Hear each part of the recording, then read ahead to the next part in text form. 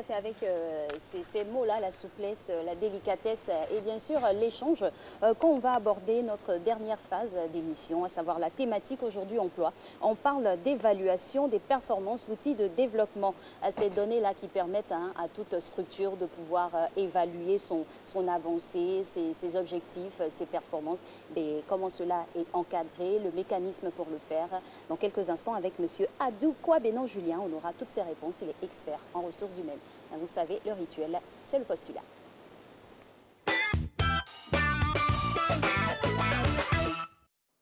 Pour mener à bien leur mission, les professionnels des ressources humaines ont besoin d'outils pour l'évaluation des performances. Cette dernière permettra ainsi de jauger à la fois la performance générale et mesurer la progression de l'entreprise sur certains objectifs. L'évaluation des performances dans une entreprise, c'est de tester la capacité ou la compétence d'un employé en fonction de la tâche qu'il occupe dans l'entreprise. En termes RH, on dira que l'évaluation des performances, c'est un temps d'arrêt que l'entreprise se donne pour pouvoir évaluer ses travailleurs, ses salariés par rapport aux objectifs qu'elle s'est fixés pour une année bien précise. Donc, elle se fait généralement en fin d'année et l'employé est évalué sur les objectifs qui lui ont été assignés, notamment en début d'année ou lorsqu'il vient d'être recruté en fonction de la fiche de poste qui lui a été confiée. La performance individuelle tout au long de l'année et les compétences professionnelles seront utilisées comme indicateurs. L'analyse de la performance, entre autres, se fait en mesurant l'écart entre les objectifs définis au préalable par les managers et les résultats obtenus. J'ai déjà été évaluée vu que je suis venue ici en entreprise en tant que stagiaire et j'ai été confirmée. Maintenant, après l'évaluation, je pourrais avoir une promotion. Quand c'est possible pour les employés, il y a d'abord la naissance d'une confiance en soi. Et puis, venant de l'employeur, on peut bénéficier d'une promotion. Le but ultime qu'on recherche en évaluant son personnel, c'est de pérenniser l'entreprise. Parce que c'est un processus qui va sur le long terme, qui permet à l'entreprise d'être rentable et d'être compétitive sur le marché. L'évaluation des compétences à terme permettra de faire un état des lieux du savoir-faire et savoir-être acquis par le salarié dans le cadre de ses fonctions. L'évaluation des performances est un réel leitmotiv pour le travailleur, pour l'entreprise. Parce qu'aujourd'hui, nous sommes dans un environnement concurrentiel. D'une année à une autre, les choses ne sont plus pareilles et on a besoin que nos personnels soient davantage formés, soient davantage mis au parfum des objectifs que l'entreprise souhaite avoir. Et ça passe notamment par l'attribution des fiches de poste, ça passe par la mise en place d'un système de rémunération qui permet de challenger les salariés en entreprise. Comme forme d'évaluation que nous pouvons rencontrer en entreprise, nous avons l'évaluation par les pairs, c'est-à-dire par les personnes qu'on a sur le même palier. On peut avoir une évaluation par les subordonnés. Généralement, c'est les employés d'un service qui peuvent évaluer leur manager. On a l'auto-évaluation, c'est-à-dire que nous-mêmes, par rapport aux objectifs qu'on nous a fixés en début d'année, à un moment, on peut s'arrêter et regarder est-ce que j'ai atteint véritablement les objectifs qui m'ont été fixés. On a l'évaluation également par des personnes extérieures, par exemple les clients, les fournisseurs, pour voir si les services interagissent bien, s'il y a une bonne communication, s'il y a des lacunes, comment est-ce qu'ils attendent le service qu'on doit rendre en retour. L'évaluation de performance des salariés permet de gérer les carrières des salariés et plus globalement la gestion prévisionnelle des compétences. Lorsqu'elle est bien structurée, elle permet de voir les axes d'amélioration et d'identifier le développement professionnel et les besoins en formation des salariés. Dernière ligne droite, mesdames et messieurs, de cette émission réalisée par Jacques Beau et toute son équipe en régie. Alors, l'évaluation en question, nous avons un expert sur ce plateau avec qui nous allons échanger pendant le reste du temps qui nous reste. Alors, c'est M. Adou Kouabenon-Julien de la Chambre de commerce. Alors, Monsieur Adou, juste avant de régler son micro, on va permettre donc à notre très cher Ouattara de venir régler. J'imagine que vous êtes très prêt avec vos calepins. L'évaluation, c'est très important. C'est un art, je le disais tantôt, en offre à Alix, on évalue. Ça ne se fait pas comme ça de façon péremptoire, ça suit un certain cheminement parce que l'évaluation a une incidence sur la qualité, sur l'évolution, surtout sur le plan de carrière.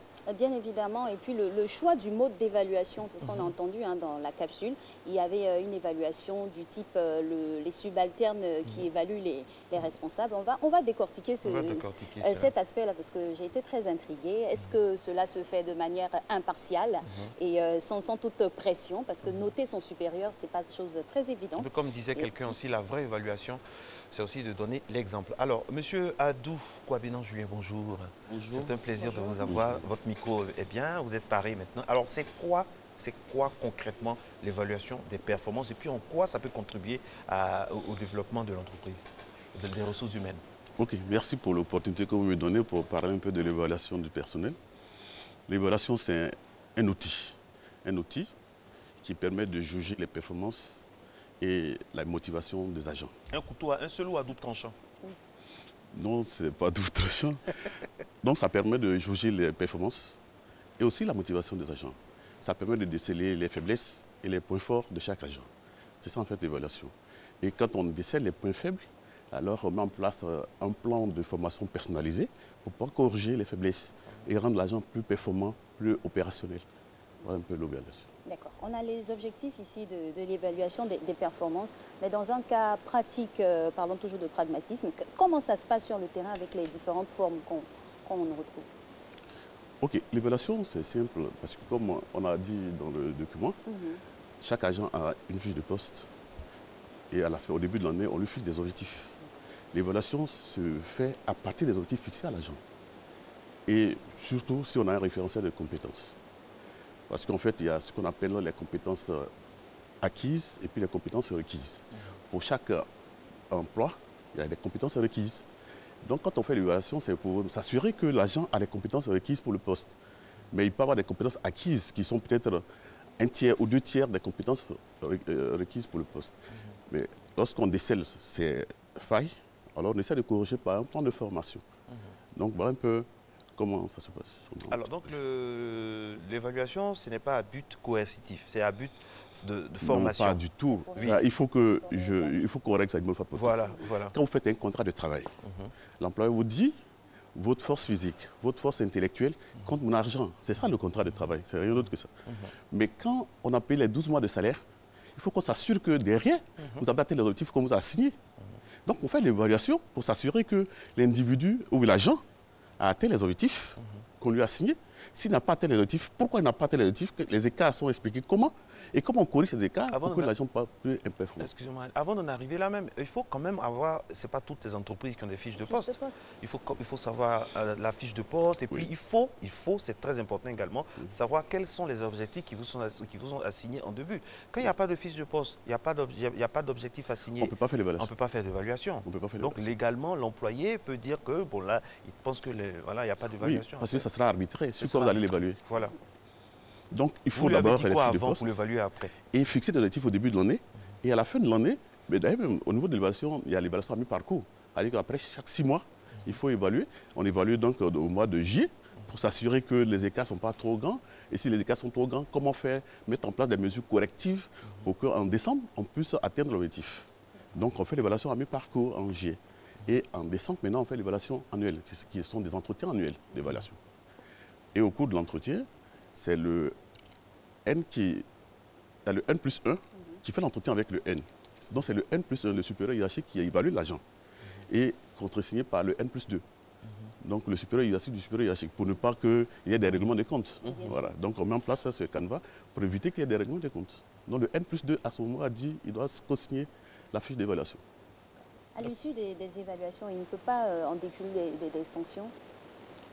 Bon, mais la loi est claire, parce qu'en réalité, quand vous regardez le code du travail, un agent qui a été évalué négativement pendant 2 années successives, on peut s'en débarrasser pour baisse de performance, pour incompétence. C'est prévu par la loi. Cela lui est signifié? Oui, il faut le signifier.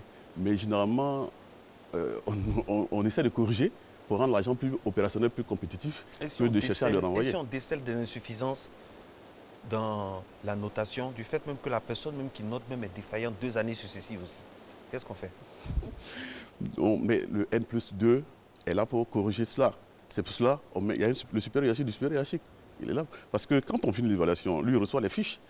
Bon, en fonction, parce que quand on vous évalue, on vous donne l'occasion d'écrire sur la fiche, de dire vos sentiments. Absolument. Donc vous dites, je ne suis pas d'accord pour tel aspect.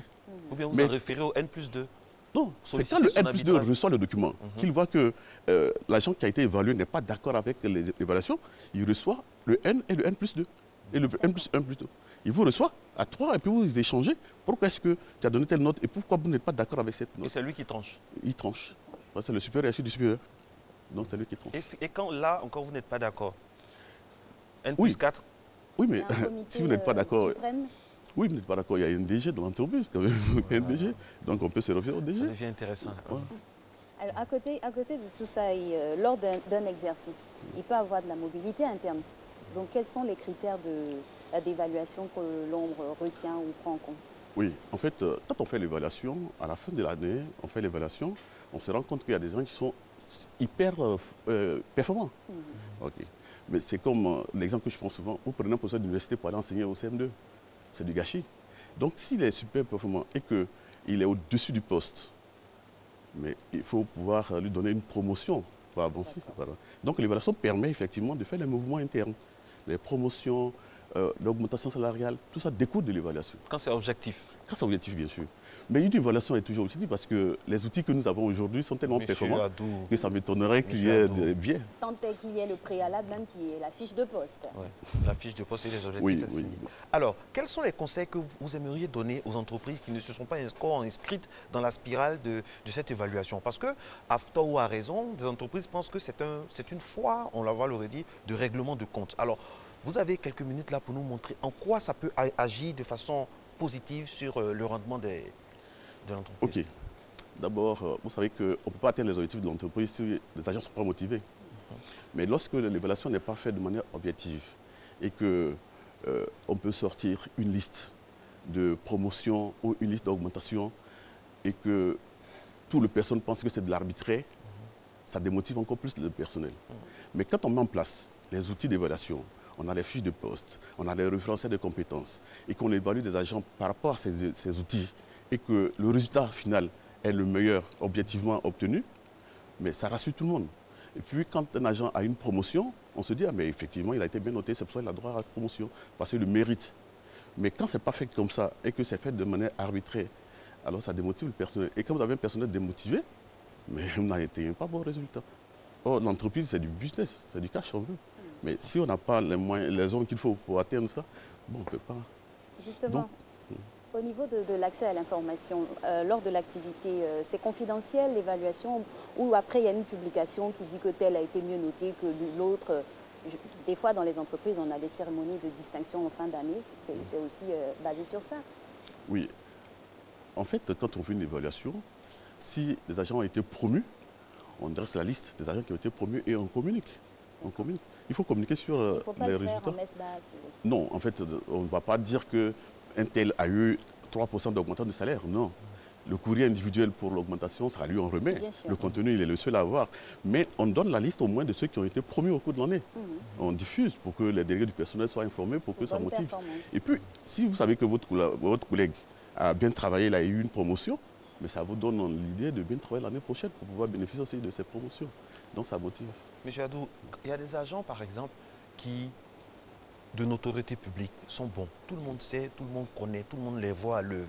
Et il se trouve que, par un concours de circonstances, je ne dirais pas mystiques, ces agents-là sont mal notés. Et puis, ils rendent toujours leurs freins dans l'entreprise, ils stagnent. Oui. Alors que tout le monde sait de façon concrète qu'ils sont bons. Ok. Mais en fait, ils sont nombreux comme ça. Tout à l'heure, je vous ai parlé de référentiel de compétences.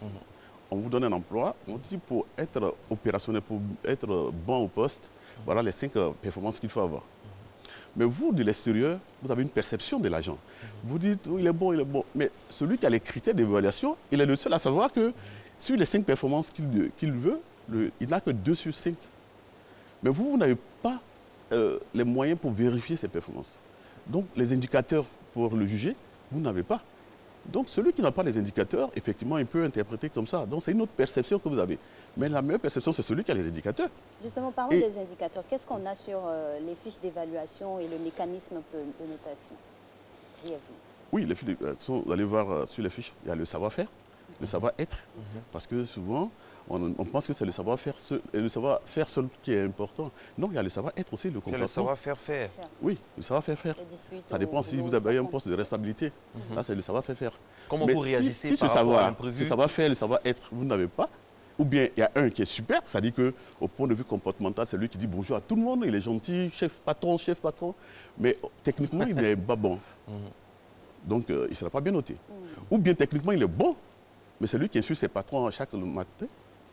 Là aussi, ça va jouer. Donc, c'est les éléments qui sont à l'intérieur de la fiche d'évaluation. Vous confiez un appareil à quelqu'un. L'appareil est défectueux.